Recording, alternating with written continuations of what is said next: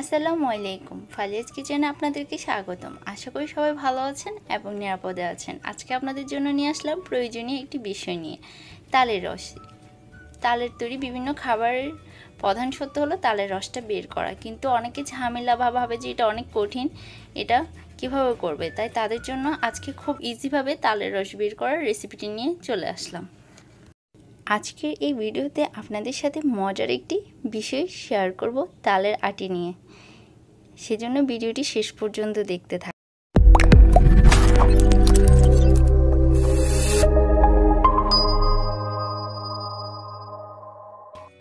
আজকের রেসিপিটির জন্য তো তালটা লাগবে, তা আমি এখানে একটি ছোট আকারের তালকে নিয়ে নিয়েছি। উপরের যে খোসাটা আছে সেটাকে আমি ছাড়িয়ে নিয়েছি। এটা খুব ইজিলি হাত দিয়ে করা যায়। আর যদি হাত দিয়ে করতে প্রবলেম হয় তাহলে একটি ছুরি অথবা দায়ের সাহায্যে কিন্তু এই উপরের অংশটা ফেলে দেওয়া যাবে। আমি আপনাদেরকে দেখিয়ে দিচ্ছি, নিচ থেকে একটু আলগা করে দিলেই কিন্তু উপরের খোসাটা উঠে আসবে। একটু ছুরির সাহায্যে করে নিতে পারেন অথবা দায়ের সাহায্যে করে নিতে পারেন। আর তালটা তো অবশ্য পাকনা তালগুলোর উপরের অংশটা আলগা হয়ে থাকে। আর আমি একটি ছুরির সাহায্যে মুখ থেকে উপরের খোসাটাকে একটু সেপারেট করে দিচ্ছি, যাতে উপরের খোসাটা তুলতে ইজি হয়। এরপর আমি হাত দিয়ে টেনে টেনে খোসাটা ছাড়িয়ে নিব। খুব ইজিলি কিন্তু কাজটা করা যায়। এটা অতটা কঠিন কোনো বিষয় না তালের রস বের করা। আর আপনাদের তো অবশ্যই এই সিজনটাতে তালের তৈরি বিভিন্ন রকমের পিঠা, পায়েস অনেক কিছু খেতে পারেন। আমার চ্যানেলে আমি কিন্তু আস্তে আস্তে সবগুলো ভিডিও দিব, তালের পায়েস তৈরি করা এবং তালের বড়া, যেটা আমরা দোকানে খেয়ে থাকি অনেক মজাদার, সেটারও ভিডিও দিয়ে দিব। একটা তালে বেসিক্যালি 3টা আটি থাকে। আমি আটিগুলোকে আলাদা করে নিয়েছি। এরপর এগুলোর মধ্যে পানি দিয়ে দিব।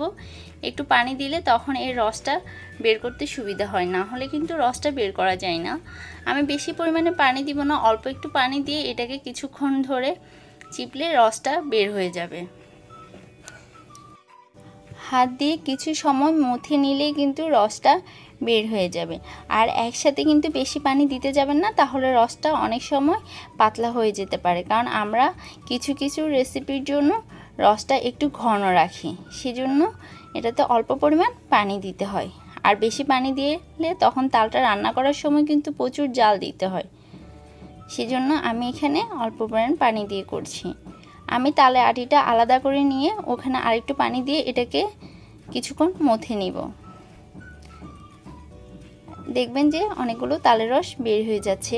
একটু সময় লাগে, কিন্তু যখন আপনি এটা করবেন একবার দুবার করতে করতে অটোমেটিক্যালি দেখবেন যে এটা খুব ইজিলি আপনি করতে পারছেন। এভাবে আমি সবগুলো তালের আটিকে ভালো করে মথে নিয়ে রসটা বের করে নিব।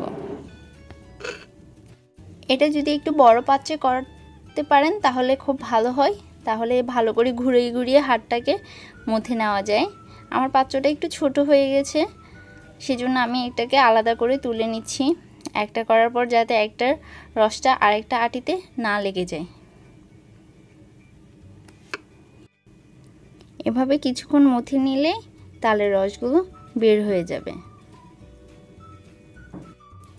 যে পাত্রে আমি রসটা নিচ্ছি সেখানে পাত্রের কর্নারে কিন্তু একটু করে চেপে চেপে রসটা বের করে নিচ্ছি, কারণ অনেক সময় রসগুলো আটিতে লেগে থাকে তো বের করতে একটু কষ্ট হয়। সেজন্য একটু করে করে দিলে লাস্টে রসগুলো বের হয়ে যাবে। আর হাত দিয়ে একটু করে সাবধানতার সাথে চিপলে হয়ে যাবে, না হলে কিন্তু আবার আটিটা যদি রসে পড়ে যায় সবগুলো আবার ওইখানে লেগে যেতে পারে।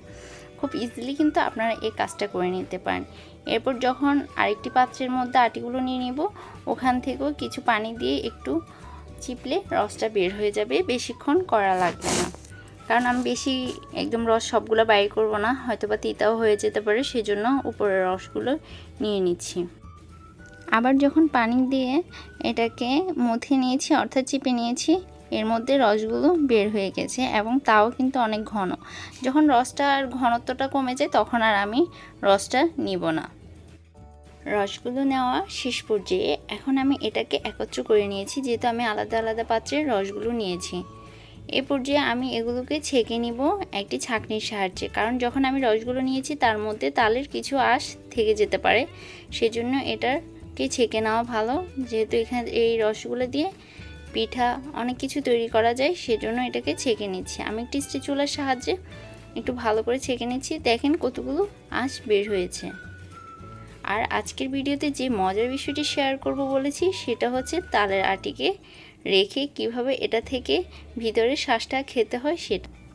আমাদের দাদি নানিরা এই আটিটাকে ফেলে না দিয়ে মাটিতে একটি নির্দিষ্ট স্থানে রেখে দিত। আর যখন আশ্বিন কার্তিক মাস আসতো তখন এই আটিতে একটি শিকড় অথবা কাণ্ড গজাতো, যার ফলে ওনারা বুঝতে পারতো এর ভিতরে একটি শ্বাস হয়েছে অথবা আঁশ হয়েছে। আর এটাকে আমাদেরকে কেটে দিত, আমরাও মজা করে খেতাম। আর যাদের কাছে হিউজ পরিমাণ ছিল তারা কিন্তু এটা দিয়ে মজা করে কোনো রেসিপি রান্না করে খেত। আর এখন শহরে এসে আমরা এই জিনিসগুলোকে হারিয়ে ফেলেছি, তাই আজকে আপনাদের সাথে এই বিষয়টা শেয়ার করলাম। কারণ শহরে অনেকের বাসার ব্যালকনিতে গাছ রোপণ করে, চাইলে তারা এই গাছের টবের মধ্যে আটিগুলো রেখে খেতে পারে।